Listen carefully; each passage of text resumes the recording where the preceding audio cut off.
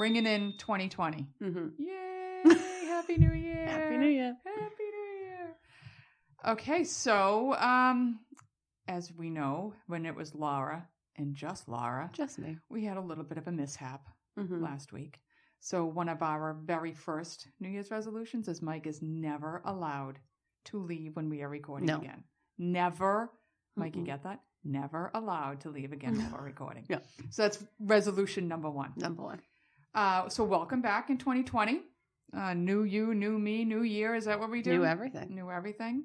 Where Laura and I are cleansing for the month. Hopefully, I'm going to take off some weight. Laura doesn't need to take off weight. Yes, I do. I'm hoping to take off some weight. So this episode is raw. It's just me and Laura and water. That's it. Exhaustion. And tired. I worked last night. I'm tired. So this is the correction of last episode. So we're going to pretend like it's the first time we've heard each other's stories because we had to correct the last one too. So this is probably the fourth round. Yeah. So we're going to pretend it's the first time we heard these stories. I'll try to put a spin on it to make you a little more excited about it. I'm probably not going to. I've got nothing but water in my cup, so I shouldn't trip over my words. Nope. And the only drawback is I forgot my glasses. So I can't really see the words to trip over them. So if I stumble, it's because I'm trying to focus and actually see what I wrote because I can't see the paper that great. All right. So let's start off with some New Year's resolutions. Okay. All right. What do you have going? Mine is I'm going to lose the weight I want to lose this month with this extreme cleanse that we're on. No caffeine, no soy, no dairy, no gluten. I'm like, no, nothing. No, pretty much. Lettuce. I'm living on beans and lettuce. Yeah. And a lot of gas. And then I'm going to keep it off of the year. Yes. That's I second those goals. number one. What were my other? I can't even think anymore. Right. Because for me, the new year is so far in the past now. Like, I know. it's almost New Year's Eve next year. Read 2 books a month. That's right. That's right. That's right. And save some money. Yeah. Try not to buy as much. More, and I don't want to do that. Try to buy as much. Are you kidding me? So we're going to Ireland, and we're not going as Scissors and Scrubs, but we're going together. Yes. So if you're in Ireland and you maybe want to show us around your hospital, give us a shout out. I mean, we could be Scissors and Scrubs. We can for be a day. Scissors. Yes, exactly. In Dublin, we're going to be in Dublin for the day, doing some haunted stuff and checking out Guinness and Jameson, and because we won't be on the cleanse then. No. So when I look and think about Ireland, all I want to do is shop. Yeah. All I want to do is spend money. And of course, my husband's having a stroke. But I'm like, oh, look at these shoes. They're great. Look at these pants. Oh, I could get those. I'll bet you'll be in them by then because I'll be svelte. Yeah, right. I'll probably be the same exact size. No, you won't. So I second those. I want to do the same thing. And my goal is to keep it off this time. Yes. Because I'm a little bit older. Mm-hmm. So I'm circling the end of life changes for women. Mm-hmm. And I don't want to be behind the 8 ball. No. That's what I'm afraid of. I'm going to make myself get on the scale every week. Yes. To keep it in check. Yes. And I'm going to try to keep with some of these healthy living habits we're learning. Yes. So my podcast New Year's resolutions are to build our audience. Mm-hmm. So please share. Please review us because it really will make a huge difference. Mm-hmm. So this is my plea, my New Year's plea to review for us. Mm-hmm. And if I have my way, by the end of the year, we'll have some kind of an agent and live shows coming. Mm-hmm. An agent is going to work on that. That's why we need to be svelte because we're going to have an agent and we're going to have live shows. Oh, if this live shows, I got to drop it like at least 20. Oh, I got to be real skinny. We're going to live shows. I got to have a like makeup artist and everything cover the bags. Oh, we're going to work on new merch. Mike, we're going to work on new merch, right? Yeah, we are because Mike's New Year's resolution. Mike's the hands of my ideas. Yes. I need his hands for my ideas because I can think it. I can't draw it. No. So Mike's going to help us get some new merch. I hope we get some great ideas and some T-shirts. Mm-hmm. If you have any thoughts on episodes you want us to do, things you want to talk about, send them our way because we're always looking for ideas. We've come up with a few things we're working on. Right. And I have to say Jen's story. It was a last minute call. She decided to do it and I'm getting a lot of feedback. I don't know if you're hearing anything, but I've had quite a few people come up to me. People wanted pictures before and after of her. I think she told a great story. And, she did. And one woman was like, she confirmed all my fears. Everything I've ever feared about having gastric bypass. I'm like, yeah, but she still would do it again. Right. I don't think she's made it sound that bad. I think you just need to be aware that this is what's coming and how to handle it. Right. But she's healthier now. And, right. You have to be careful you don't trade one addiction for another. So she told a great story. I think considering the glitches and everything, I think it worked out the way it should, because I've heard the story before and I still listened to it like it was the first time I heard it. I really enjoyed it. So we're going to do what we were supposed to do last week, right. Which we're covering the two biggest New Year's resolutions. Thank you. Because even though I'm not drinking, I still can't think. Our brains might be fuzzy. I must have Korsakoff syndrome. It's like withering away. Yes, I'm trying to. It's a lack of caffeine. That's what it is. The two biggest things, which is giving up smoking, weight loss, and the gym. That's the other. We're not talking about the gym, but that's the other big thing. Like, everybody shows up to the gym first 2 weeks and you don't see them again until next January. Jack and his friend Jack up from the gym last night. And they come out and they're like, oh, that took way longer than it should have, because all the New Year's resolution people were there. And I'm like, oh, sorry. They're taking up all the weights. We couldn't even get to the weights. Yeah. I'm like, don't worry. By the end of January, they won't be there anymore. And he's like, I know. We just got to wait the month. I'm like, yep. I've been going. So, of course, I was one of those people that went back. And I pass in and the guy's standing there and he just looks at me. I'm like, oh, what is my ID laughing at me that I actually decided to come back? Oh, she didn't die. Oh, yeah, exactly. Oh, she isn't a cripple. That was all fake. So I went, but because I go in the middle of the day, nothing has changed for me. Thank God. Yeah.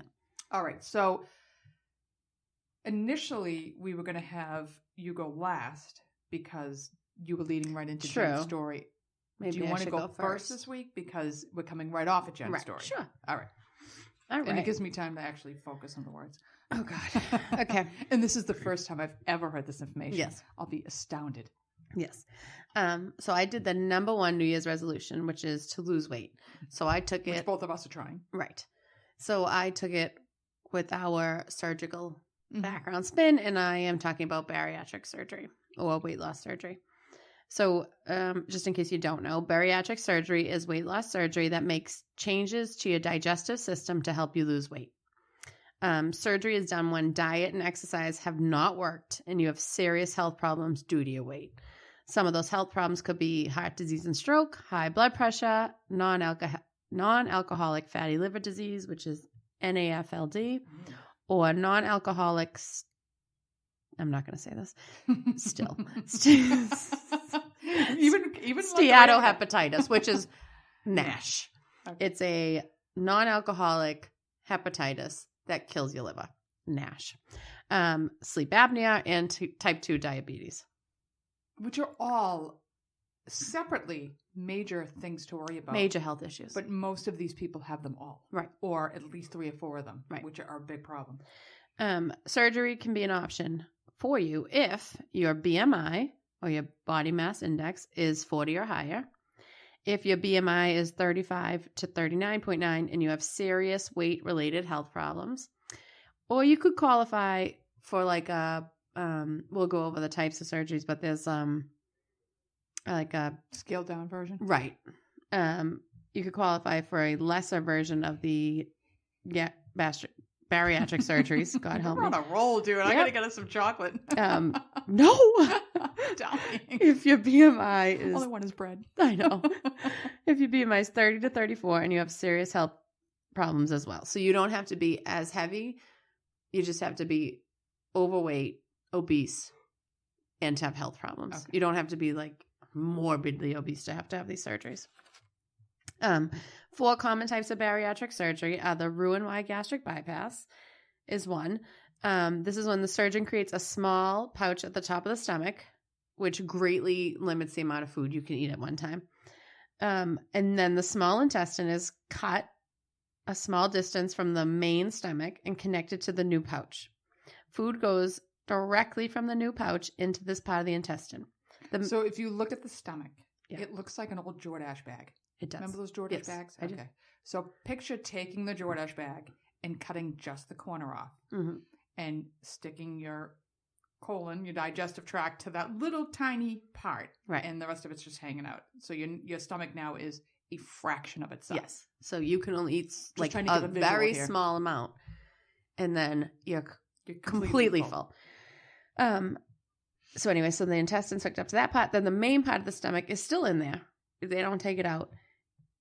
And it still makes the digestive juices to break down your food. So I guess what confuses me, though, if the digestive juices are in the part of the Jordache bag that's not hooked to anything, how is that juice getting to anywhere? It is still hooked. It's just hooked further down. They divert. Okay. It down to further down. So the food goes from that little teeny new pouch you have into the piece of the small intestine, and then there's another piece of the small intestine still hooked up to the main part of the stomach. Okay, so it's still and that hooks in down further. All right. So you still get them. It's just shooting it right into absorption. Yes. Okay. And because food now bypasses that portion of the small intestine, you have fewer nutrients and calories being absorbed. So even if you stretch your stomach a little bit, because over time, if you keep eating and you eat a little too much, that little pouch is going to stretch a little. Right, like a balloon. Right. Hopefully you won't stretch it and blow it out, because you can do that, but it will stretch a little bit. But even if you did stretch it to a decent size where you could consume more food, you can never absorb the calories that you were absorbing before. Okay. You also can't absorb the nutrients. Come back later and play. Yes. Or as Jen has told you, you know what happens. Right. So that's the one that Jen had, the Roux-en-Y gastric bypass. There's another surgery that's the adjustable gastric banding. A band containing an inflatable balloon is placed around the upper part of the stomach and fixed in place. A port is then placed under the skin of your abdomen, and a tube connects the port to the band.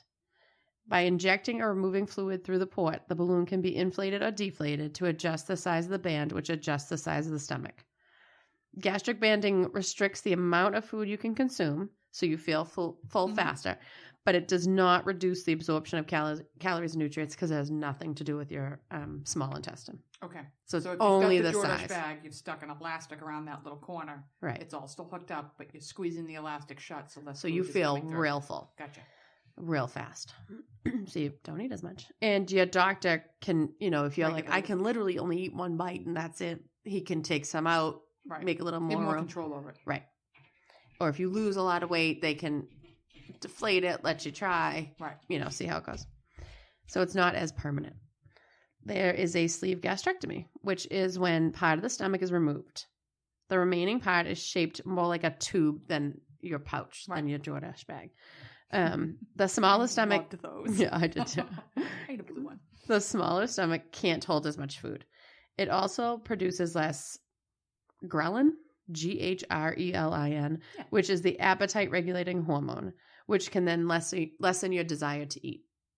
I need to do that. Yeah. Sleeve gastrectomy does not affect the absorption of calories and nutrients, again, because it has nothing to do with your small intestine. So literally they're just cutting away a piece of your stomach and they take it out. So you just have a smaller stomach. This is just a smaller stomach. It's like a tube. But everything's hooked exactly the same way. And then there's the last one, which I had no idea about, which is a biliopancreatic diversion with duodenal switch. This is like a Roux-en-Y gastric bypass, just slightly different. Surgery removes part of the stomach, like in the sleeve. So they do cut your stomach. They cut the piece right out. The first part of the intestine, which is called the duodenum, is left attached to the new stomach. I can never listen to that word without you telling the first story. Oh yeah, can you say duodenum? I know. I think of every time you say that, I think of that story now. Every time I hear it at work, I'm like, oh yeah, can you say duodenum? I know. Dumbass. They have a duodenal also. Remember that girl with the camera? Bitch. She's so mad. So I hate her forever. I know. Dead to me. So anyways, the duodenum's left attached to the new stomach. Then the surgeon staples off. This gets real confusing. He staples off the middle section of the intestines and attaches the duodenum directly to the last part of the intestine. So the middle part's kind of left out. That's where they get the name duodenal switch. They switch where it's attached to. The switch. Yes. Then they attach that middle section of the intestine that they bypassed to the end of the intestine. So bile and pancreatic digestive juices flow to this part of the intestine. Hence the name biliopancreatic diversion. This surgery makes the amount of food eaten at one time less, because your stomach is now tubes like in a sleeve gastrectomy. And it limits the absorption of the calories and nutrients, again, because of the bypass. It's like you've combined two of them. A sleeve and a Roux-en-Y. Yeah. So there's two that involve your small intestines in your absorption, and two just leave it alone. Make it smaller. Your stomach smaller. That's a good way of saying that. Yeah. The benefits of bariatric surgery, there's long-term remission of type 2 diabetes.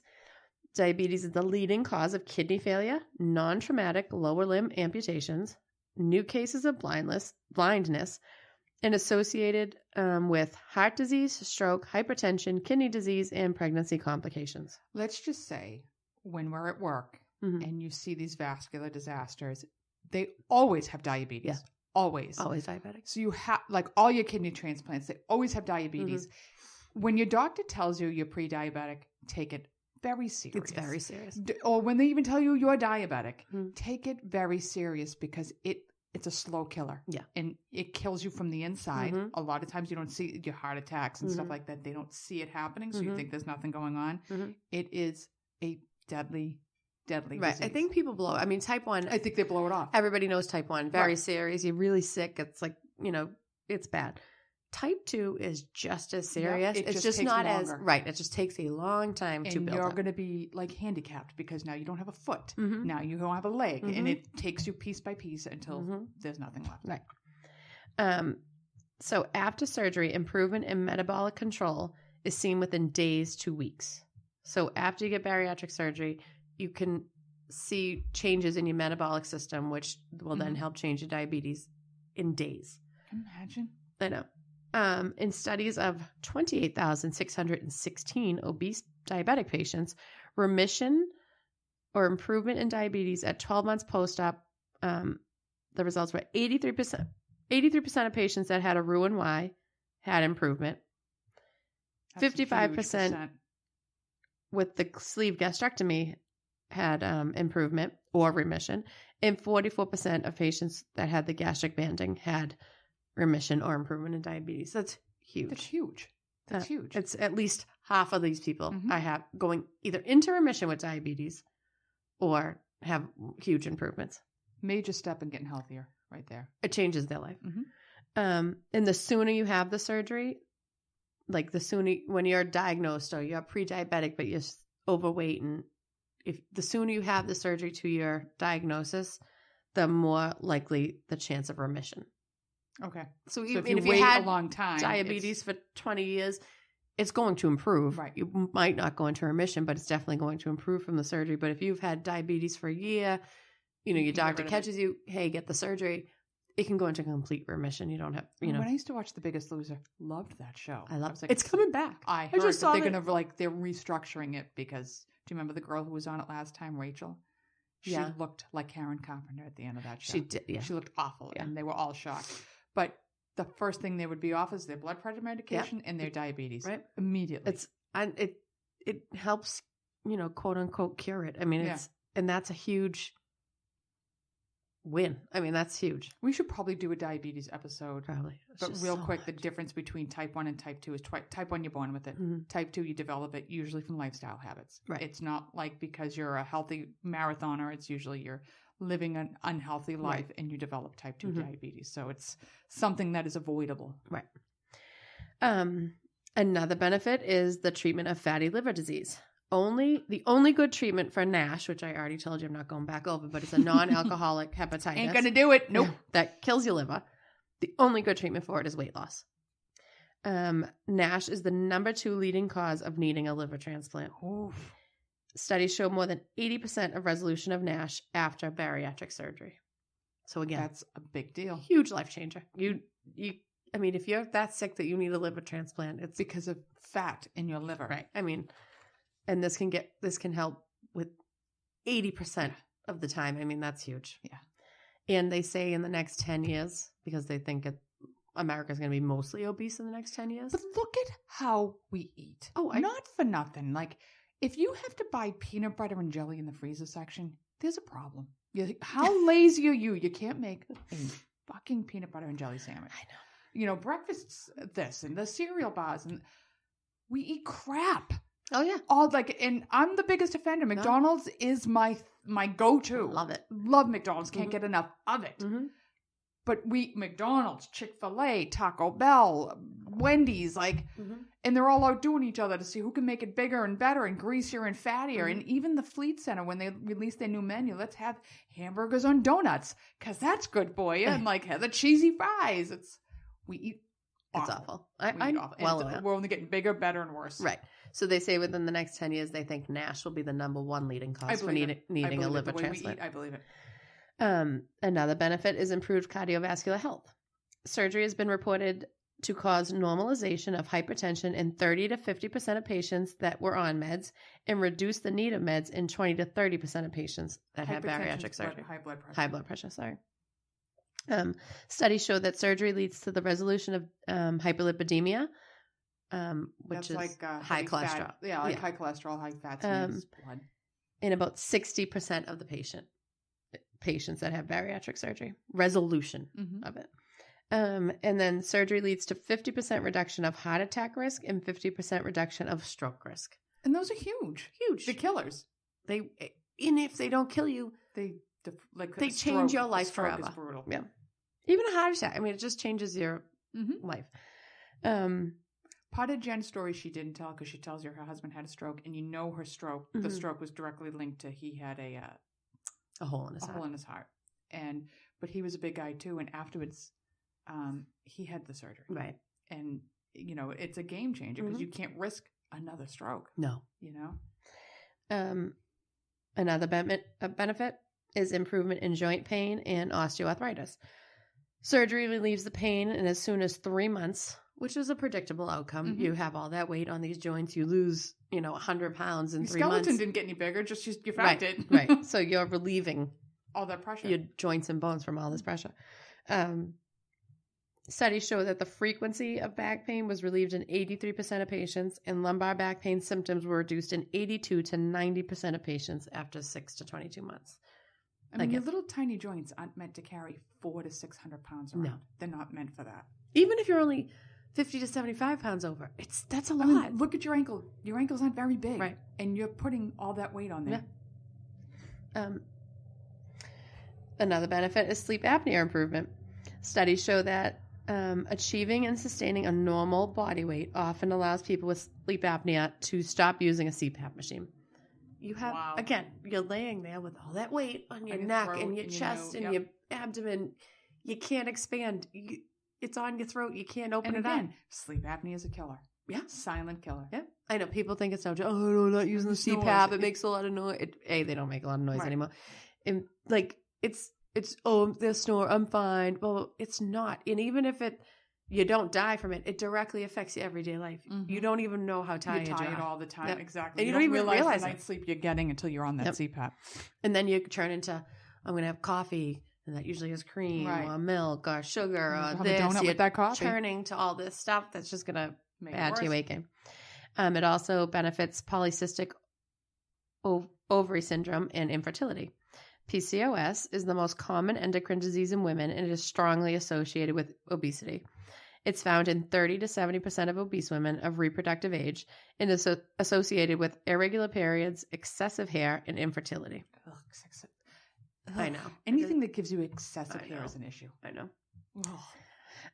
Studies have shown after Roux-en-Y, women who achieve effective weight loss have restored menstrual cycles, improvement in excessive hair, and decreased androgen level. And for women with PCOS with infertility, surgery has been shown to increase their fertility rate. So again, you know what? You wait, because when we talked anorexia and bulimia, they had irregular periods, they had excessive hair, and they wouldn't get their periods at all. It throws your whole metabolic your cycle weight off. Exactly is crucial to you being, I don't know, like fertile, I guess, because these girls, you're messing with it on either direction, and your body's like, nope, we're done. You can't support a baby. You're out. Try to keep in that healthy range.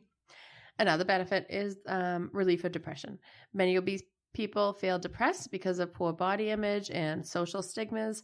People sometimes find it difficult to participate in activities they might otherwise enjoy, which can then lead to social isolation, which then leads to depression. More eating, and it's a vicious cycle. Losing the excess weight can lead to improved emotional health.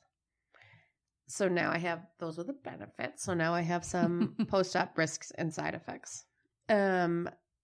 bariatric surgery risks in general are acid reflux, chronic nausea and vomiting, dilation of the esophagus, inability to eat certain foods, infection, obstruction, weight gain, or failure to lose weight. Long-term risks are dumping syndrome, low blood sugar, malnutrition, ulcers, and hernias. And I think Jen touched on almost all of them. A lot of those, the vomiting, inability to eat certain foods. Almost every single one of them comes back to have their gallbladder out. Yeah. I don't know what it's a huge, a big one. Gallstones is a big, one of the gastric bypasses. Ulcers and hernias, she said, like her friend had 30 surgeries. I am willing to bet. One of them was hernia. One was a hernia. One was an ulcer or like a breakage of the. Right. Or a leak. Right, or a leak. One was a gallbladder. Yeah. The risks vary upon the procedures. Obviously, some are more in depth. Right. Gastric bypass risks, which are the Roux-en-Y's, or that biliopancreatic one. Breakage, dumping syndrome, which, like Jen said, when you take in sugar, your body goes into this I feel like you're having a heart attack. Hyperactive state. Your heart races. You're sweating. You have like severe diarrhea, severe vomiting. It's awful. Like they cannot take it in. Somebody told me today, because I was talking about Jen's episode, and she said a friend of hers became an alcoholic with the drinking, and she passes out from the sugar. So she will drink, like pound it, and then pass out cold. She's like, we'll literally be in a restaurant, and she'll be out. Oh my God! Because of all the sugar that she's taken in from the alcohol. People don't realize how much sugar is in alcohol. All right, dumping syndrome, gallstones, which you would have to have your gallbladder out for, hernia, internal bleeding, leakage, like at the sites where they're sewing up that bowel, and all those areas can have little leaks, and then stool is leaking into your abdomen. Perforation of stomach or intestines, pouch obstruction. So if you have that pouch is really small now. If you have a big piece of chicken in it, it can obstruct. Or intestinal obstruction, protein or calorie malnutrition, pulmonary or cardiac problems, skin separation, spleen or organ injury, stomach or intestine ulcers, strictures, and vitamin and iron deficiency. Then gastric sleeve risks are blood clots, gallstones, hernias, internal bleeding, leakage, perforation of stomach, skin separation, stricture, vitamin or iron deficiency. So I was watching, oh my God, it's like Botched Abroad or Botched Up. I can't remember the name of it now. It's like a botched show. I can't get enough. Plastic surgery show, but this one takes place in Great Britain. So this woman was on, it was like a wedding show, what people do before their weddings, and like it's all the problems that happen. So this lady she was always, she was obese. Right. She always had a problem with her weight. She decided to have, I didn't say which bariatric surgery she had, but she had a bariatric surgery within they think too close to the wedding.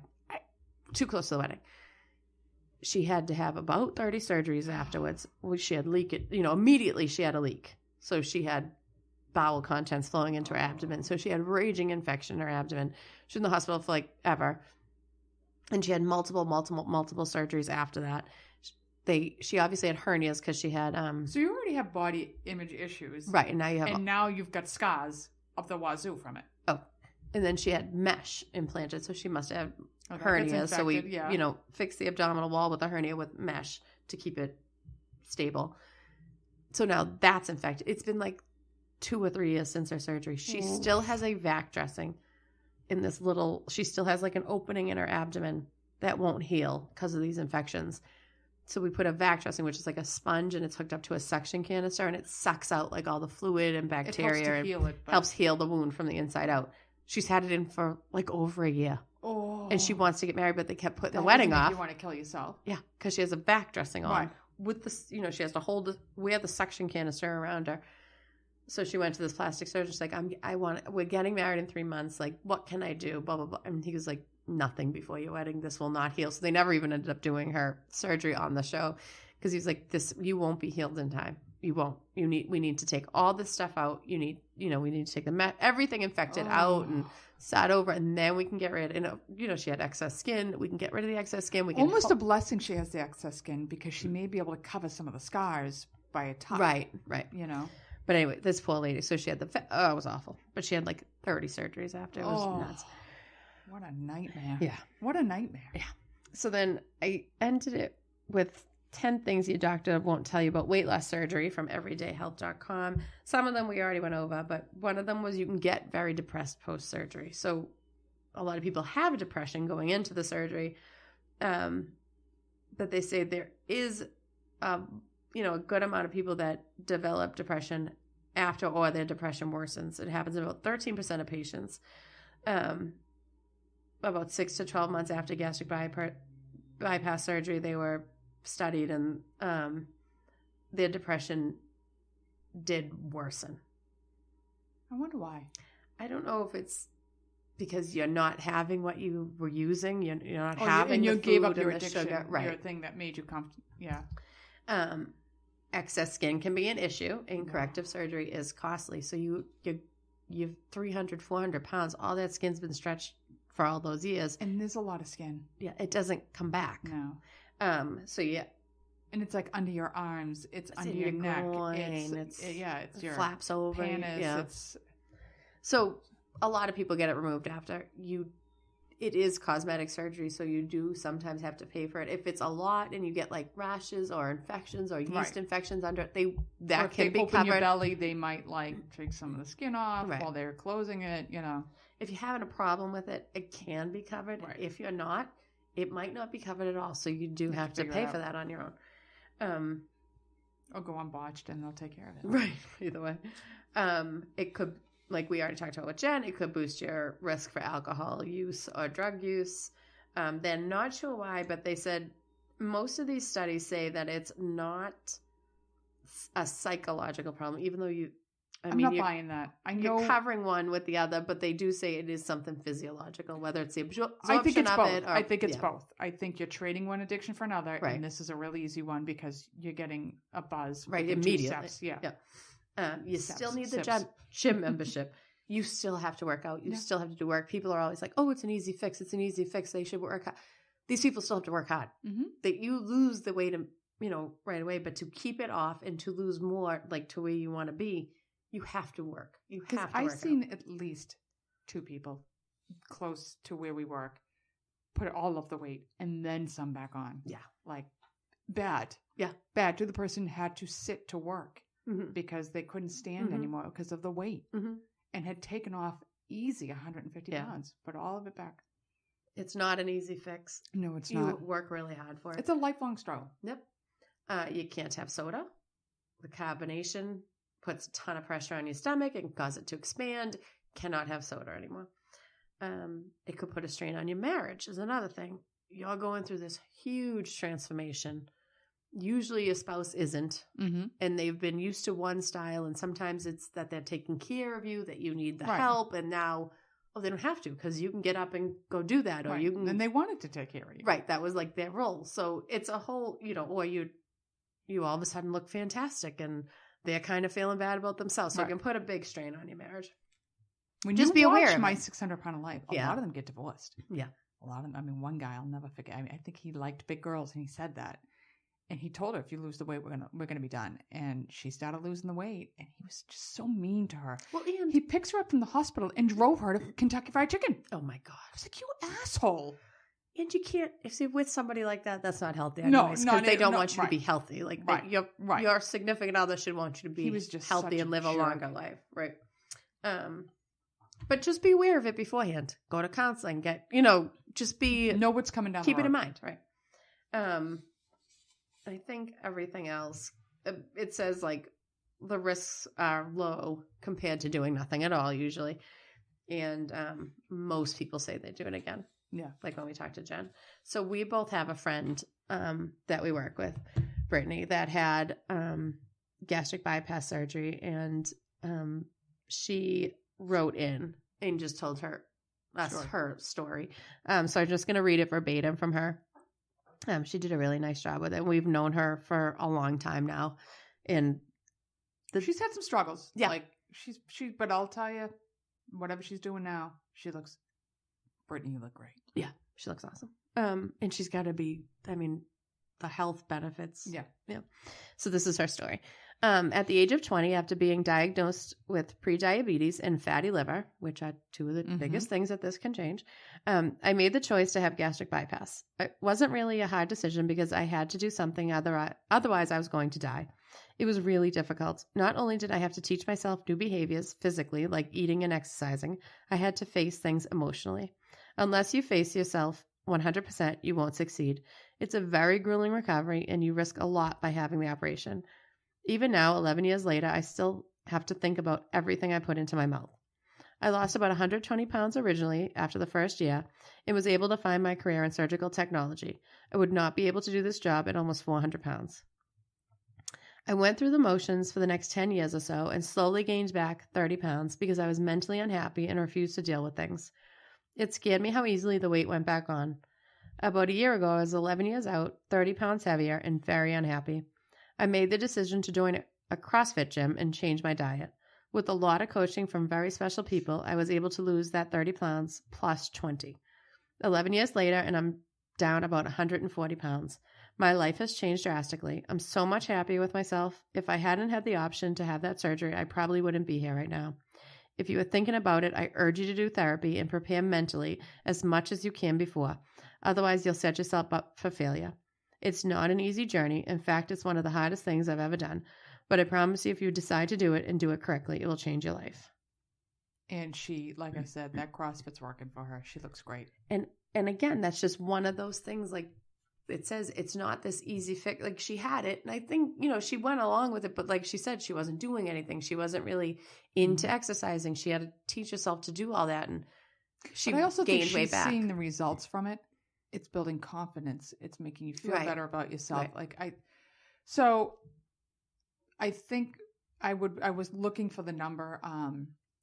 Jen mentioned Overeaters Anonymous. Mm-hmm. I think, following up on this, look it up. Yeah. And you can Google it. You can find a meeting local near you. Mm-hmm. Maybe something you should look into and go to a couple of meetings before you even hit the gastric bypass. You're going to know what a gastric bypass is coming in, but maybe you'll address the issues of why you're eating to begin with. Right, and that will just help you afterwards during your recovery. Exactly, it'll help you with that. Yep. Well, that's terribly interesting. Thank you.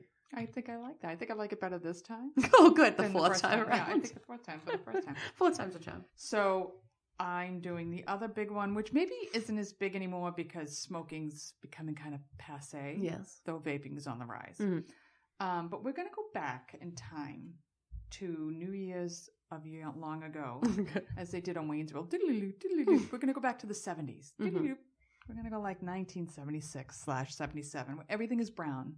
Mm-hmm. Everything is brown, and everything smells like smoke. Mm-hmm.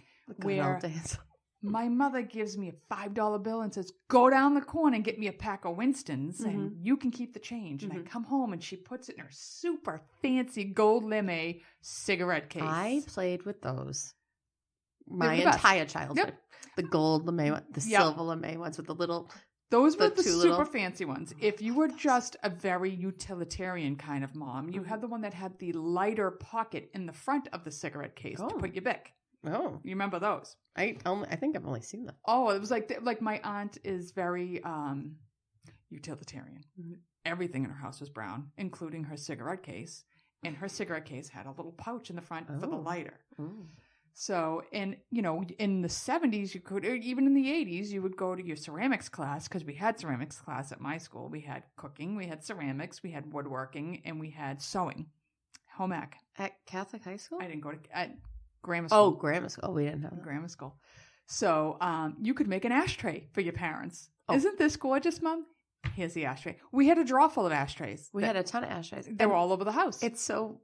I said something to him one time, I was like, oh, we should put an ashtray outside, like on the deck. And I was like, we don't have an ashtray. Yeah. Like no one even has. Well, you know what? I can get you probably 15. Yeah. I can get you a nice 70s one that was the beanbag one on the bottom. Oh, I loved the beanbag. My mother, when smoking was becoming an issue, she had one that had a battery and it would suck the smoke into the machine. I don't know where the hell the smoke went, but it sucked it into the machine. It was, but we had the beanbag one. She had a beautiful gold and red and brown one. Yes. I mean, you had the ones on the stands. Yes. You had, and then you had different kinds of lighters. You had a gun lighter. You had a grenade lighter. You had the pen lighter. My grandfather, my Papa Jim's gun lighter, which he didn't smoke. No, but he got it when he retired from the police station.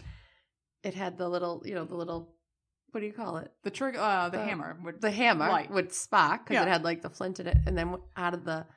Came the flame. No, it didn't come out. He was also a carpenter. It had a tape measure that came out of the barrel of the gun. That's a lighter. So much fun. That's a lighter.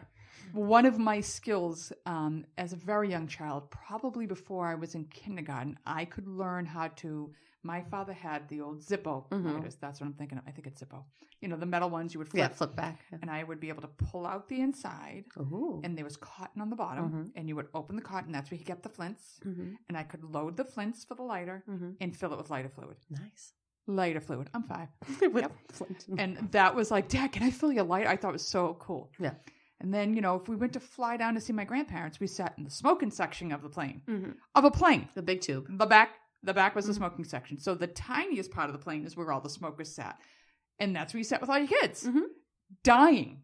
Your kids are dying from the smoke. And you had little cigarette ashtrays in the arms. Remember that? You had cigarette ashtrays in the back of your car. Yeah. The little front of your car. The little metal. And the best part of the fucking car was the lighter in the ashtray. Ooh, and you'd like, my mother would, I don't know how we didn't burn to death. Because she'd be in Stop and Shop for like an hour and we'd be clicking the lighter and, ooh, let's see if we can touch it. Like, and it's bright red when it would come out. Yeah.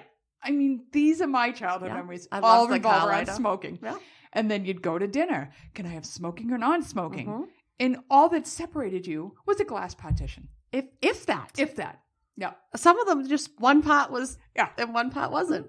I try to explain that to my kids. They're like, I don't understand. You were in the same room. I'm like, it didn't matter. I know. He's like, so what was the difference? I don't know. But literally anytime you went to any restaurant, smoking or non. Yeah. That's what they asked. It wasn't until the 90s late 90s, I think, that Massachusetts gave up smoking. Yeah.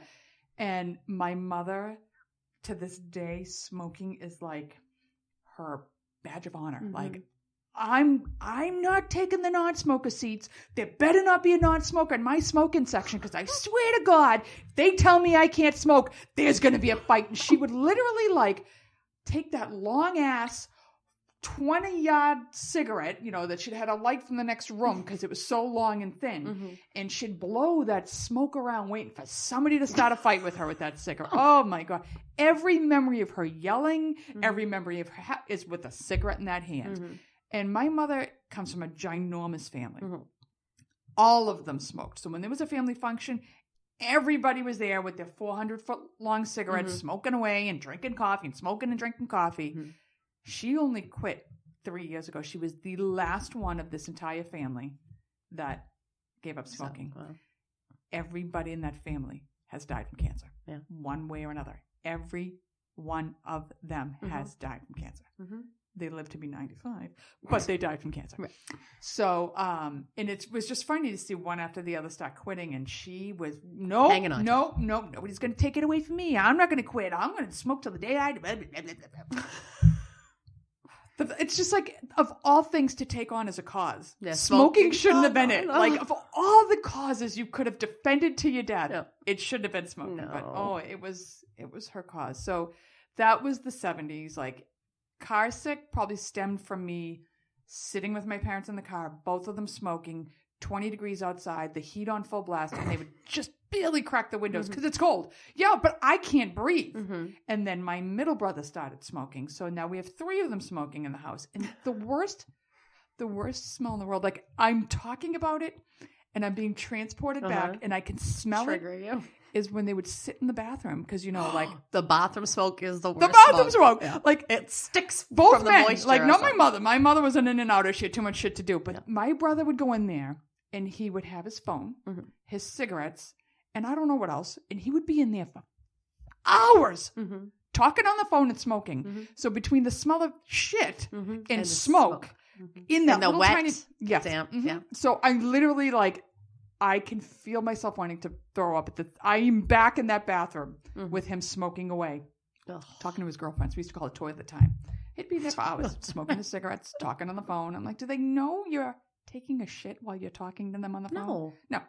And he would just, I'm like, I can't. Could you imagine? Like, he's backing one out while you guys are talking cute talk. I love you. No, I love you. Oh, what was it? Nothing. No, I'm just lighting a cigarette. Like, so romantic. Toilet time. So, so smoking was a huge part of my growing up, which is why I decided to do the smoking and just when you think back of everywhere people smoked, doctors' offices, they were smoking, hospitals, they were smoking. You could go anywhere and smoke. And our kids today don't know because we have banned it from everywhere. Right. But they think vaping is fine, which shocks me. Yeah. Which shocks me. I couldn't really get into vaping because it is such another issue that smoking in itself is its own issue. Right. And this episode would be 3 weeks long. Yeah. And we'd be in the bathroom smoking. We'll do a vape. We'll do a vape. We'll have to do something on vaping because it's a huge hot topic right now, but I can't. It's just too much. We're just doing plain old cigarettes. We're doing smoking. So smoking basically dates back to Adam and Eve. Okay. Since humans have walked the face of the earth, they have been smoking. So about 5,000 BC, they were used in rituals. They would burn it as incense. They weren't smoking it like you would think a cigarette. They'd just light shit and you'd breathe it in and have a trip and, oh, look at me. And now I'm religious and yada, yada, yada. So it was burned as incense. Cannabis was burned the same way. Opium was burned the same way. I wouldn't mind trying opium. I wonder what that's like, what a whole opium trip is like. Can you imagine? Like just sitting there in a den, your little pipe and smoking away. A little tent. Yeah. I don't know. Maybe getting a massage because you think of those opium dens. It's real dark. It's real dark. It's kind of decorated cool. All right. So anyway, so that's more passive inhalation. Yes. So in 1560, Jean Nicole, where the word nicotine comes from because it's spelled Nicot, he brings tobacco to France from Spain and it takes off like wildfire, shoots right over to England. Those 3 countries just were like incestuous with each other, right to England. And there was a quote somewhere where like somebody had seen a sailor from England smoking for the first time. They'd ever seen and smoke coming out of his nose and in his mouth, and they thought it was the most bizarre thing they'd ever seen. So they had to try it. They had, well, look at it, it's coming out. I'm going to try that.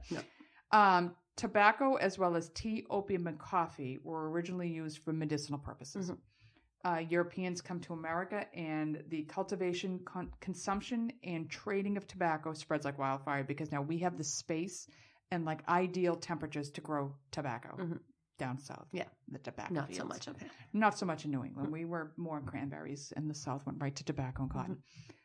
What a combination. Okay, so as soon as tobacco hits the scene in the 16th century, it also immediately becomes criticized. You immediately have like King James Scotland saying, this is disgusting. I can't stand it. I don't know why anybody's doing it. It's gross. 1606, remember, I don't have my glasses as I drop my book because I'm trying to keep it so far from my face. Dr. Eleazar Duncan, it could be a C, it could be an S, wrote that tobacco is so hurtful and dangerous to youth that it gets it from its name. I'm not going to go into the quote exactly because it's bizarre, but it was called youth's bane when it first came out. And so that's how they were referred to tobacco because of youth. It's going to kill them. She knew back in 1606 it was going to kill her. Yet you have women in the 50s being like, I didn't know it was deadly. What do you mean? My mother would be like, nobody told us it would make you sick. Did they have to tell you that burning smoke into your lungs would make you sick? I mean, black lung has been around for a long time, and that's just dust. So as far back as 1798, doctors were predicting negative impacts on health. But it wasn't until the 20th century that researchers began to conduct serious experiments and writing research papers. In the late 19th century, the automated cigarette making machine allows for more production of cigarettes at a low cost. Guess where that was made? Down south. Oh, well, they got a lot of tobacco. Yeah, now you get these big tobacco companies starting to sprout up. R.J. Reynolds and whoever I have names, but I don't know them. I can't memorize them. I could have told you them for the first episode. So most products are done down south because they come up with a machine.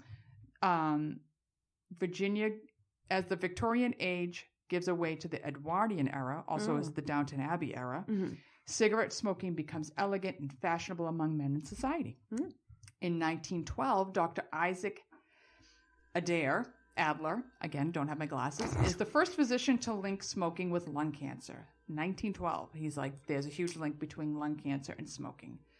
Prior to World War I, lung cancer was such a rare disease that most physicians would never have even seen it. Wow. There was, prior to the 1900s, ever, from 5000 BC to 1900s, they had 140 documented cases of lung cancer. Wow. 1929, Fritz Lichten publishes his first statistical description of lung cancer and a tobacco link, because now you're starting to see lung cancer spreading more. He went so far as to say that it was that 5 times more men would end up with lung cancer. Women didn't smoke at this time. Right. You were considered a hussy if you smoked. Even Hitler didn't like smoking. He considered it like disgusting, bad. You could not be a woman of the Hitler Reich you could not be a Aryan candidate if you smoked, because he considered it you were vulnerable to premature aging, and it gave you a loss of physical attractiveness. You were unsuitable to be a wife and mother in the German family. Well, you're a big hussy, so. Well, you're a slut. Mm-hmm. Smoking equals slut. I get a long, skinny cigarette in your mouth, I get it. I guess. I totally see the connection. 1948, major studies in England show smoking causes many health issues. Now it's becoming unethical in 1948 for physicians to be used as role models for smoking. Really, I can't. Finally. So throughout the 1950s, multiple studies show the link between lung cancer and smoking. 1964, the U.S. Surgeon General reports on smoking and health, and it leads to a ban on certain advertising and requires health labels on tobacco products. So this is where you start seeing it can lead lung cancer. I don't even think they linked it yet to babies. Yeah, I don't remember. I think it was more like it will lead to lung cancer. So in the 1990s, in order to decrease smoking, taxes on cigarettes go through the roof. Mm-hmm. Legislation against marketing and huge anti-smoking campaigns are put in place. Mm-hmm. And by the turn of the century, almost everywhere you see non-smoking ads. And today, kids are horrified by it.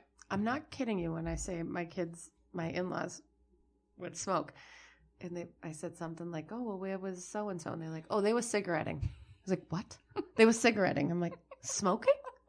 They were cigaretting. I'm like, "Smoking." Yeah. They didn't even know what to call it. How could you not know what the word is? But they didn't even know because no one does it. It's just not part of their world. They would hate to go. My mother and my husband's aunt continued to smoke. In fact, my husband's aunt quit. She's back at it. And doesn't want anybody to know she smokes. Oh, good, Nicole. So when my husband, she's like homebound. I mean, everybody knows. She thinks nobody knows. Everybody knows. But my husband goes to visit, and she ate the cigarette, so he wouldn't see it. And he's like, she was chewing on something really gross. I'm like, it was probably a cigarette. Oh. Imagine that filter and all, chomping on that like a piece of gum. So when my kids would go visit them, I am so far removed from smoking now. They would stink. I would have to wash everything when they would come. They would stink. I mean, remember coming home from the nightclubs? And it would come off of you like a in mist. The shower. Yes. You get in the shower and it would just raise up off of you. Oh, you smelled like you had smoked 52 packs of cigarettes. Do you remember when they first switched the bars to non-smoking? Yes. And you would come home and you're like, this is weird. I don't smell. I was living in California and they passed it first. Mm-hmm. And we would go into the bars like, this is great, We came home on vacation and went to a bar, and I was like, oh my God, this is gross. It was gross. You didn't even realize it. Then when it stopped, you're like, this is strange. I went home and I still smelled like my perfume. I could wear those clothes again. Right. I could wear those clothes again, and I didn't smell like somebody had put a cigar on my back. Because whether you smoked or not, you stunk. You stunk. Yeah. And growing up in a house like that, I'd go to school, and everybody thought I had smoked a pack of Marlboros because... My clothes smell. Everything smells. Bag, my locker at school would smell like smoke. It was gross. Yeah. It was gross. So I'm going to hit the marketing of cigarettes throughout the years. Okay. Because that's really how the cigarette companies hooked so many people and how cigarette smoking became so popular because they were vicious and relentless in going after people. So the first nicotine ad was in a New York daily paper in 1789, and it was for snuff and tobacco products. So before actual cigarette rolling of the South, you would go and you'd buy packets of tobacco, and you'd roll your own cigarettes, or you'd chew it, which is even worse. That's a whole nother topic, chewing tobacco. Mouth cancer. It's worse than all tongue of it. Cancer. Oh. Yeah, tongue and throat. Oh, neck. that's awful. So at this time, you'd go in and you would ask for tobacco by quality, not by brand name. You'd be like, I want your best brand of chewing tobacco. Give me a spittoon. And spittoon. That is the most disgusting habit on the face of the earth. Of all the habits I can think of, chewing. I love when you find the bottle. The Poland Springs bottle discarded on the side of the street full of spit. Spit! I know. My brother used to, when he was in the Marines, he was chewing tobacco. That was before the bathroom time, 4 hours smoking Winston's or whatever the hell he smoked. And the smell of it was gross. And you have a lungy-filled bottle of just lung butter and spit and tobacco rolling around the car. Yeah. It was gross. It was gross. I don't like the sound of it. I hate the sound of it. I hate the smell of it. I hate the look of it. I don't want to see your nasty-ass bottle of spit anywhere. I don't know why. I do like the look of a lip packed, though. Because usually hot guys shoot. That's probably why. All right. But you know what? I did like a packed lip. He could put a pack of sunflower seeds in there, and I'd be happy. Yeah, all gum, right. Put some gum in there. Put a piece of cotton like The Godfather. I don't care, but do not. I did then like you a have to packed kiss that mouth. I'm not kissing that mouth because then there's a leftover chewed tobacco spit. And you get some spit. And then you get a spit into and you know spittoon. there's some brown teeth somewhere in there because it's all caught up in the little bits of tobacco caught in the teeth. Yep. I drank it once. Oh! What? Oh, Mike just said he drank the spit bottle once. A dare? Oh, Mike. No. By accident? Is that stupid? What? No, someone was spitting it into their beer bottle, and they put it down. And you can't see through a beer bottle. I grabbed bottle. it thinking it was mine, swigged it. Did you immediately vomit? All went down. Oh! I can still taste it and feel it to this day. When did this happen? What did you do? I would have immediately throw up on him. Did I know you? No. You have kissed that mouth. I say you have kissed that mouth. Never again. He just sealed his face. Mike, you're getting a divorce. I said, James, I just drink. Oh, James. Yeah, I just drink your dip spit. I love how calm you were about it because I would have been hysterical and I would have been vomiting everywhere. There would have been dip spit and bile and God knows what, and McDonald's all over the place. I can still feel it. Oh, please. You know what? You need to stop talking about this. I can't talk about it. Well, you describing it a minute ago made you remember how it tasted? Oh, I'm gagging. Because it's the most vile habit to have ever graced the face of the earth. Of all the habits I can think of, that is, I would rather you scratched your ass nonstop in front of me than drink out of a spit. Oh. Okay, back to marketing. Oh. I literally, my bile's in the back of my throat. I mean, our stomachs are very sensitive. Yeah, yes. I hadn't had what to eat, Mike, and now all I can think of is drinking dip spit. Oh. And I love you coined the term, like you had the right term. I don't know what to call it. Just nasty dip spit shit. Okay, so that's how you would buy tobacco. For your dip spit, nasty, disgusting shit. Wow, we went on a little bit of a tangent. Yeah, that was a little bit. Okay. Yeah. Now I got to find my place because I went on to dip spit. They would go and ask for the grade. Oh, you went by quality, the brand. Okay, so the first quote-unquote cigarettes were made from old cigar scraps. Mm-hmm. And soldiers in the Civil War, they would take up the habit, and it leads to a demand for tobacco. Mm-hmm. They're like, oh, hey, look, it's wrapped. We can burn it. We don't have to spit in a bottle or a platoon. My friend's not drinking it. Somebody will kiss me because it's not all over my teeth. Yeah. So they start smoking it from the papers, and the demand increases. Now, public health concerns over chewing tobacco being spit everywhere except for a spittoon. Which is just infectious disease. Well, they thought it would bring the fear of spreading the flu, which you'd remember if we've talked about our flu episode of the 1918. This is around the same time. And TB. So that also jumps like we need cigarettes. We don't want people spitting all over the place. What movie was I watching? Outlaw Josie Wales, I think it is. If you've ever seen it. The most random movies I've ever heard of in my life. But Outlaw, he kills a couple people and then they spit tobacco on their head. So he's got this big brown thing of tobacco spit rolling down his face. That's what I remember. I'm also gagging from that. Outlaw Josie Wales. So he didn't use a spittoon. He spit on the dead bodies. We just watched Jojo Rabbit. I've never seen that. It just came out. What is it? The way I'm going to describe it to you sounds ridiculously stupid. Is it a cartoon? No. Okay. The way Mike and Sam tried to describe it to me, I was like, I'm not watching that. That is the stupidest thing I've ever heard of. It's like a little kid in like Nazi Germany, and he's like one of the little Nazi kids that goes to like the camp. He's one of those little Nazi kids. Those little fuckers with the blonde hair and the blue eyes. Like 10, and his imaginary friend is Hitler. It's hysterical, and I know it also tells the tale, like, and it's what a it was whole like to be a thing. Hitler youth. It's a whole thing, but it is a comedy. Mm-hmm. In Hitler, no one likes it. He's hysterical. He's hysterical. But anyways, who plays him? The director of the movie, Taika Waititi. I have no idea. Yeah. Some guy. It was hysterical. Mike's very into like modern movies and all the shit, all the underground but shit. But every time they're talking about this kid's talking to him about his problems, and he like cheers them all. It's hysterical. But anyways, every time the kid has a problem, Hitler whips out his cigarette case and offers the kid a thing. He's like, no, I'm good. Well, we know that's incorrect because Hitler didn't like smoking. Right. But see, no, I'm good. Him wrong. Nope, I'm good. And then finally, you may want to tag him in this episode because he was wrong. Hitler didn't like smoking. So he goes, finally the kid goes, would you please stop offering a 10-year-old a cigarette? I don't smoke. It's this stupid. You have to go see Jojo Rabbit. It's hysterical. I'm gonna probably go home and watch it maybe tomorrow because it sounds so stupid. No, I love that. But he keeps offering him cigarettes.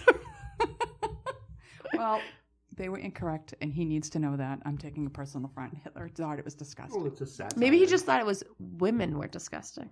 I believe he thought it was disgusting. And why I give a shit what fucking Adolf Hitler thought, I don't know. No. But wow, this is going on. We're really going off the rails. It's going to be a long episode. We're really trying to make up for how bad it was. You know what? I have to say, though, this is coming out way better than the other ones. And we're sober. Like, even better. Maybe we should always be sober. It makes it sound like we're raging alcoholics. We're really not. We're not. But a nice glass of wine to get us loosen it up. If I had glasses, this would be a perfect episode. Because right now it looks like cigarettes cause constipation, and I know that's not what I wrote. That's not true. That's the opposite. I know that. Well, I mean, that's what the toilet does. Maybe that's what my brother was doing in there for 3 hours. Okay. It increased cigarette consumption, not cigarette constipation. Okay. So, 1870s. The invention of the color lithograph allows, quote unquote, collectible pictures to be printed onto cigarette cards. Cigarette cards kept the stiffness of the cigarette package. So now you could collect all the, hot little ladies in their corsets on your cigarette cards or whatever the hell they printed in 1870. What the hell would you even put? What would be so great? There was no baseball. There's no football. There's no basketball. What's the big thing of the Cowboys? day? The Cowboys and Indians. Excuse me, Native Americans. The latest Civil War hero. I mean, here's Ulysses S. Grant right there for you. Collect him next week on your pack of Winstons. So, okay, 1913, a cigarette brand was advertised nationally with the R.J. Reynolds Company advertising their cigarettes as milder than competing brands. Again, I'm really on a tangent today. So you have driven down 95 going down south. And when you get I think it's, if you're listening and you're in the area, please tell me what state this is in because you're going to know. There is a whole huge cigarette thing on the side of 95. A huge tower you can see for 20 miles away. Oh, I know what you're talking about. Yes. And it Winston's and all the cigarette brands on the side. And they're advertising the cigarettes. Where is that? Virginia? I don't know if it's Virginia or North Carolina. Yeah. And I don't know if it's the R.J. Reynolds Company, but it made me think of this. I remember because we would drive down to Florida and you'd always do, my father would do 95. He was an old trucker. And you'd see that sign a mile away. I'm like, here we go, cigarettes. God bless. No, we're down south. Okay, so in the 1880s, like I said, the machine-rolled cigarettes, that means an increase in advertising. And by the end of the 19th century, magazines are carrying all kinds of advertising for different brands of cigarettes, snuffs, and pipe tobacco. I love pipe tobacco. I love the smell of pipes. I love a pipe. I love the smell of pipes. And cigars. I wish they weren't bad for you. Cigars, depending on the cigar, some of them are rancid. No. Pipes, I love a pipe. Friggin' pipe tobacco. Something wrong with me. And nobody smokes pipes anymore. No. I think we should go back to smoking pipes. You never see a pipe. I mean, if you have to have a habit, don't vape. Just go with the pipes. You can save the tobacco pack your own for later. tobacco. Yes, yeah. You can save it for later. You can just take a couple of hits. I love a good pipe. Okay. Remember they tip it over. Yes, I just love the smell of it. You could always smell it. Kind of a sweet smell. Oh, it smelled so good. I loved it. I can smell it like it's sitting in the room with me. I loved it. I know I shouldn't be promoting pipe smoking. But we grew up with it. That's why. That's a problem. Okay, so demands for cigarettes double every 5 years, and it triples for the 4 years of World War I. So, you're starting in the early 1900s. Every 5 years, you go from we need 100 cigarettes to 1 million cigarettes to 3 million cigarettes, and then World War I. Why does the cigarettes double in World War I? I'll tell you why. Because they gave free cigarettes to the troops. Nice. If you're going to die anyway in the face of death and war, what's a cigarette among friends? A little high, right? It's going to take the edge off for you. Maybe you can aim at them because you can see the light of the cigarette. Maybe if you can end the war by sharing your best brands of cigarettes. But, you didn't know they were a peace tool, did you? No. Okay, so billions of cigarettes are distributed to the front lines by national governments. Government, they're good for something.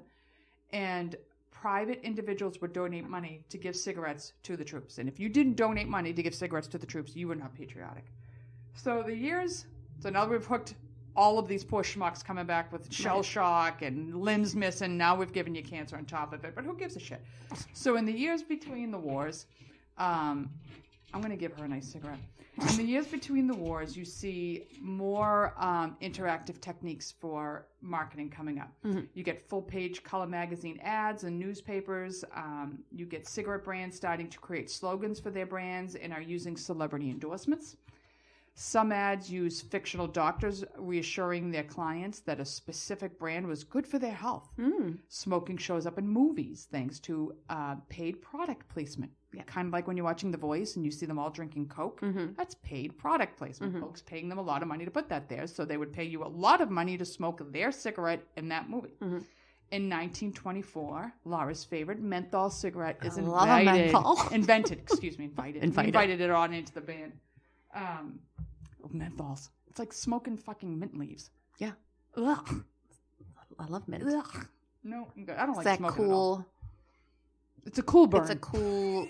It's a cool burn on the way flavor. down. Yeah, it's good. You get that little. Yeah. Like a Halls.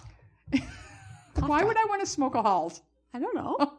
It feels. You can feel it into your lungs. It makes you breathe in deeper. Yes. And there's a better smoke. Mm-hmm. So in the 1920s, cigarette companies decide, well, women aren't smoking. It's time to get those bitches on the bandwagon. Right. All right. That's a big audience. That's a big audience. Mm-hmm. We are missing out. We got to tap them for cigarette smoking. Right. So females, celebrities are used in ads. Ads were designed to prey on females, quote unquote. I can't read because I can't see. They are.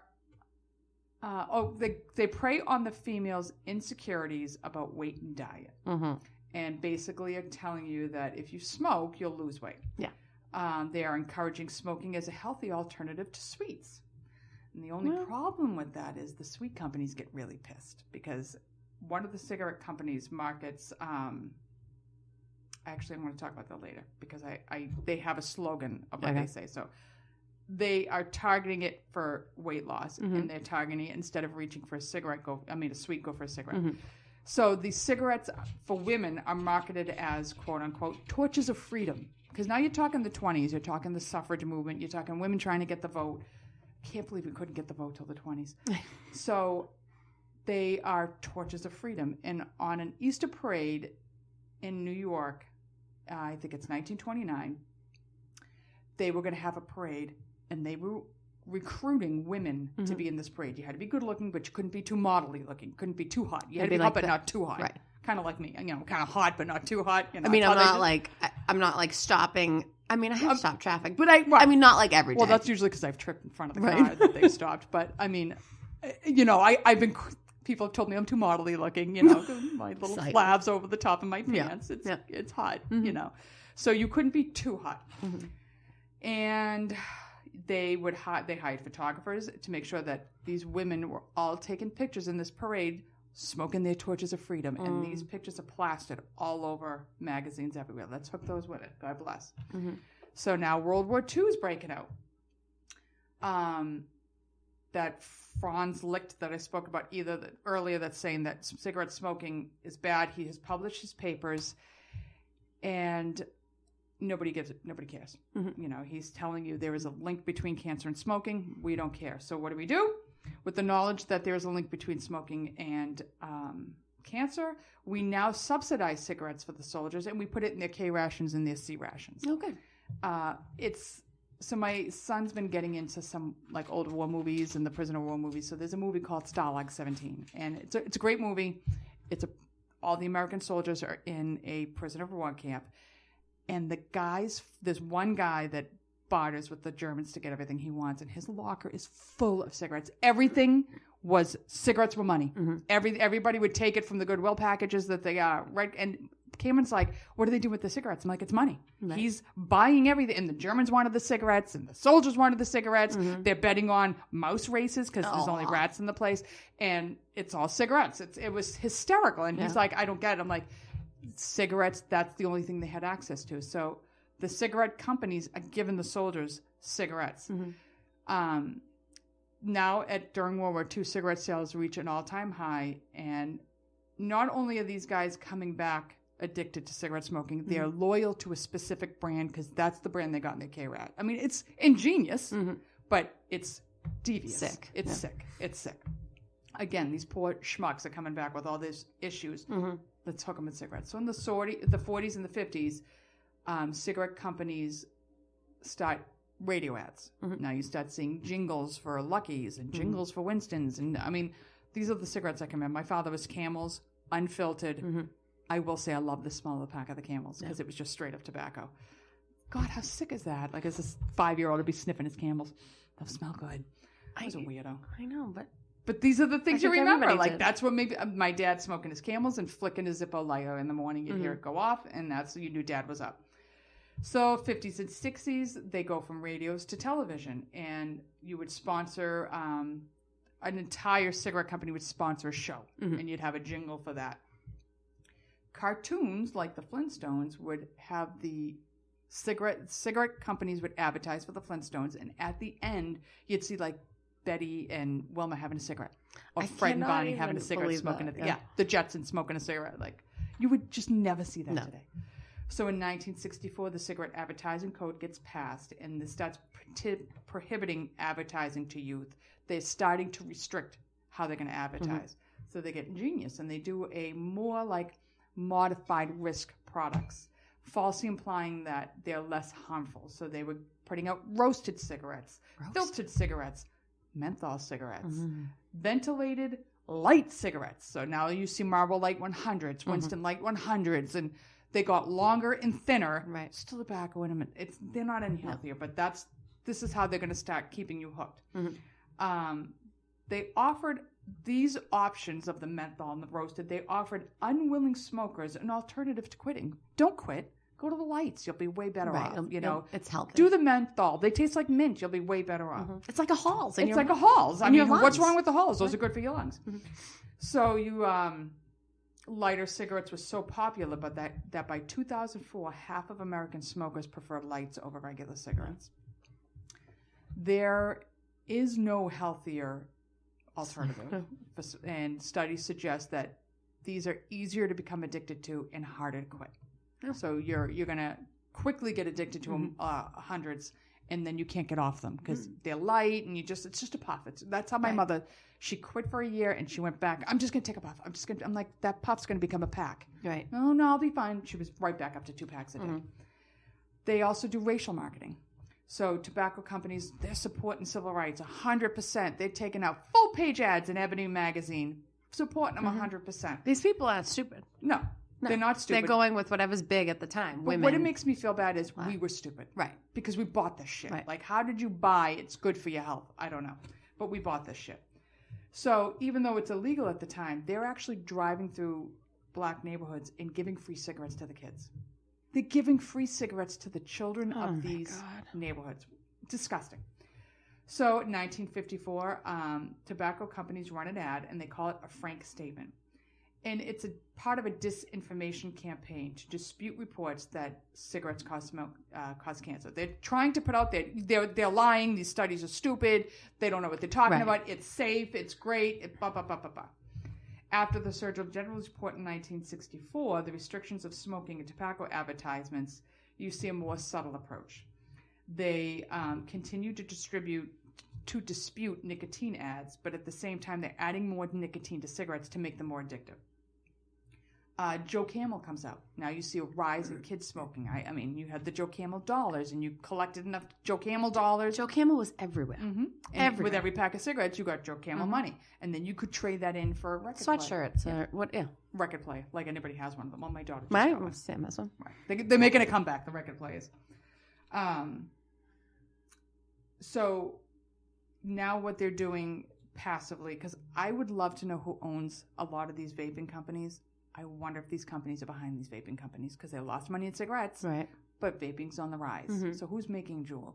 Are they connected in any way to these big cigarette companies? Because that's the approach they're taking now, that's saying vaping's better for you, so continue to vape. Still nicotine in vaping. You're still putting crap in your lungs. I actually think it's causing worse disease quicker. It's like oil, smoking. And God only knows what is suspended in. Exactly. And people are getting sicker quicker. I mean, lung cancer takes years to get. You have to really work at your smoking habit to get a nice set of lung cancer. but vaping you're picking up within 5 years. In the 1980s and the 1990s, hard evidence comes out that tobacco companies were paying six figures to have actors shown smoking in movies. You know, here, we're going to pay Brad Pitt $150,000 to smoke because he's really hot. He's going to be, the actors smoking in the movies were always more successful. They were healthier. They were more robust. I mean, look at the Marlboro Man. Mm-hmm. He was the epitome of the best looking guy. Cool. Yep. Yeah. Tom Selleck was a Marlboro Man, and he was hot, and look at him. Isn't he, you know, you're great because you smoke Marlboros. Yeah. In 1998, the Tobacco Master Settlement Agreement was reached between the nine largest U.S. tobacco companies, a couple of them being the Philip Morris Company. I'm sorry, the four largest U.S. company, nine, because I don't have my glasses on. R.J. Reynolds, Browns and Williamson, and Lorillard. It's a very elaborate lawsuit, but basically it states that the states settled Medicare lawsuits, because now all these lawsuits are coming in for lung cancer, against the tobacco companies. The states will settle them, but they have to stop promoting cigarettes. Mm-hmm. They have to. There was three lobbying companies. They had to disband the lobbying companies. They had to pay an annual sum to the states for Medicare costs and any compensation for caring of those with lung cancer. Mm-hmm. And they had to now start funding anti-smoking campaigns. And they had to make all their public documents disclosed, which is where you're finding out how they were marketing to all these people. So, that being said, on these disgusting companies, I'm going to give you quick 5 ways to quit smoking that we found. So, they tell you to get a quit day. Prepare for your quit day. Pick a day. Tell everybody, kind of like I did with my little cleanse. You tell everybody, they're going to hold you accountable. Did you quit? Did you start? Pick a quit day. Pick how you're going to quit. You're going to go cold turkey. You're going to do it gradual. Mm-hmm. If you're going to do a gradual, start up to quit day, going less cigarettes a day, Sign up for a non-smoking support group. Stock up on oral substitutes. That could be dirty, like gum, candy, straws, or toothpicks. Ask friends and families to not smoke around you, which Emily would have been like, that's your problem. That's your problem. You want to quit? Not my problem. Your problem. I'm going to smoke all day. You're not going to dictate to me when I can smoke. Mm-hmm. Take deep breaths. So they're telling you when you feel the craving coming on, take your deep breaths, drink water, think of something and delay so you don't pick up that cigarette. Mm-hmm. Use nicotine replacement therapies. Mm-hmm. These help reduce cravings and withdrawal symptoms. Nice. Chewing gum, lozenges, or prescription nasal sprays and inhalers. You can do medications like Chantix or Zyban, but you have to be careful because they have serious side effects like suicidal tendencies. Well, they're like antidepressants, right? Yes. Yeah. So you can have bizarre dreams and suicidal tendencies.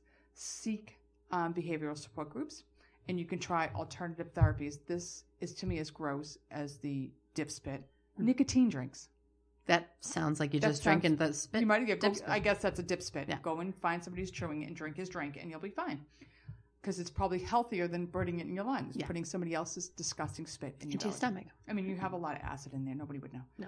Lollipop straws and lip balms. Hypnosis, acupuncture, magnet therapy. I'm sure that works. Yeah. Cool laser therapy. I guess if they just shock the shit out of you with the laser. Ow, ow, ow. You're not going to want that cigarette. What is that? You ever watch Major Payne? No. It's like an old Damon Wayans movie, and he's like a Marine, and he's got these little kids, and this little kid's like, my finger hurts, or something hurts, and he snaps the kid's finger, and the kid starts crying. He's like, well, you ain't thinking about that finger no more, or the leg, or whatever was hurting. Yeah. He hits something else, and you ain't thinking about that no more. So we'll just shock you, and you won't think about cigarettes. People love that. What's that guy, the Mad Russian? Yes. Oh my God. He's been around for decades. People still, my cousin went to him like last year. Yeah. And he's known as a Mad Russian. Decades. I think that's what he's called. I know that sounds awful, but if you're from here, that's what he's called. Like the Mad Russian. He's known as a Mad Russian. He's a hypnotist, though. I think for any of these to work, you have to believe in it. You have to be ready. Yes. You have to buy into it. Nobody can force you to stop eating. Nobody can force you to stop smoking. Nobody can force you to do anything. If your mind's not in the game, you're not going to be successful at it. You have to wrap your head around, I don't want to do this anymore. Right. Which was why my mother had a hard time, because she didn't want to quit. Right. She loved to smoke. Right. Bizarre as that sounds, she loved it. Mm-hmm. It was her everything. It was her social habit. I can't digest my food until I've had my cigarette. Mm-hmm. Ugh. Like, okay, sure, let's choke down smoke to make you digest. Well, it accelerates everything down there. That's true. Okay. It doesn't constipate you. It makes things move. Yoga, meditation, you can try all those. So I do have some numbers for smoking hotlines. You can have 1-877-44-YOU-QUIT, which is also 448-7848. Local and state, you can do 1-800-QUIT-NOW, 1-800-784-8669, or Nicotine Anonymous, 1-877-TRY-NICA, or 1-877-879-6422. Whatever you do, if in this day and age you are still lighting up a Camels, give it up. Give it up. They're expensive. What are they, like $15 a pack or some ridiculous amount of money now? It's a lot. It's a lot of money to smoke. Yeah. Put that away. Every time you want a cigarette, put a pack of cigarettes money Then go away. on a trip for it or something, I would drive with my mother, would go up to New Hampshire to buy cigarettes because there's no taxes. And she would spend $300 on cartons of cigarettes. This is the same woman who, if you borrow $1.50 from her, she writes a note, puts it on the cabinet, and calls you, remind you, you borrowed $1.50 from me. Wow. Would blow $300 on a carton of cigarettes. It would barely last her a month. Back up. $300 a month. That's $3,600 a year on cigarettes. Yeah, you go on a nice trip. That's Italy. Yeah. That's Ireland. Yeah. That's Ireland for the both of us. Right. That's ridiculous. Yeah, that's nuts. So save yourself the money. Give your lungs a break. We have enough pollution out there to take care of your lungs for you anyway. Prolong the lung cancer by stopping smoking. So that concludes the episode you should have heard. And I just dropped all my papers on the floor. That concludes the episode you should have heard last week. Right. Though I am thankful we had Jen. Yes. Because she really took us into the new year in a big way. Yeah. A lot of positive feedback. Please review us on, if you don't know how, ask somebody because it will help us. Check us out on Facebook. Check us out on Twitter. Leave us something. We know you're listening. Yeah.